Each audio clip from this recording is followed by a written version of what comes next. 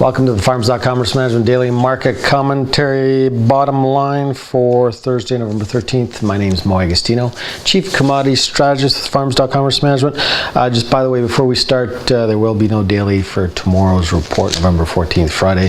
Sorry for any inconvenience that may have caused. We'll resume on Monday, November 17th. Today we're doing the review of the 2014 November USDA livestock outlook. We've got meat production overall slightly higher, not much of a change here. Pork slightly lower for 14, beef slightly higher for 15.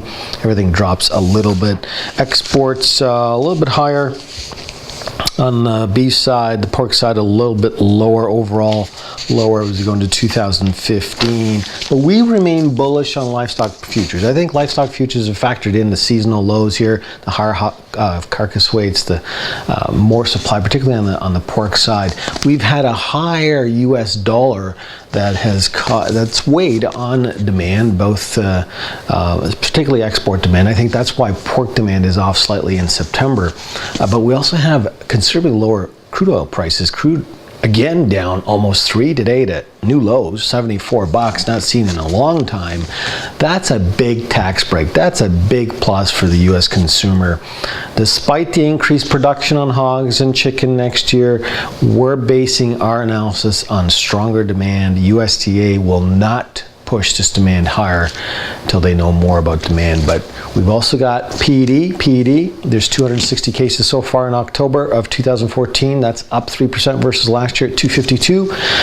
Many speculators are pushing futures higher, hogs in particular, thinking that this cold weather storm that we're getting here around the corner is going to prop up some of those cases in PED, and that colder weather will slow down some cattle and hog weights, and therefore futures higher today. So we don't think, like some think, that this market, particularly hogs, could fall back to 80 or 70 or something like that.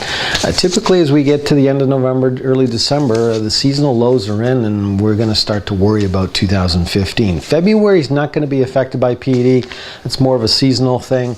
But with that strong cattle market, that provides support as consumers switch to more cheaper meat like pork.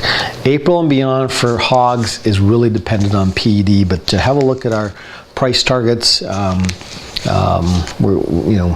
April and beyond are question marks. Last year you saw a high in the middle of July. We got to 137. Who knows how high we go next year, but even despite that higher production, grains higher again today. This is amazing. Corn up 20%. Why? Well, soybean meal futures providing support again, although that was down $1 short ton. Beans slightly higher. But folks, look, in 2012, corn was up 54% from the low to the high because of that dry weather. We're up 20% with a record crop. Doesn't make any sense. You know why? The farmer has decided to store. For the first time, the farmer has total control. Basis in the U.S. is up 20 cents post-harvest. This is unusual.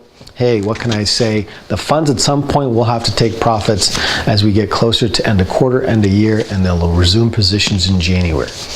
The only other last thing, so remember, reward to rally. We've suggested some hanging orders. The only one we've got was beans at 1086 yesterday. Corn almost got to our 392. I'll update you next week with some targets for March, July of 2015, as well as for those who want to push out to November or December of 2015 for corn and beans.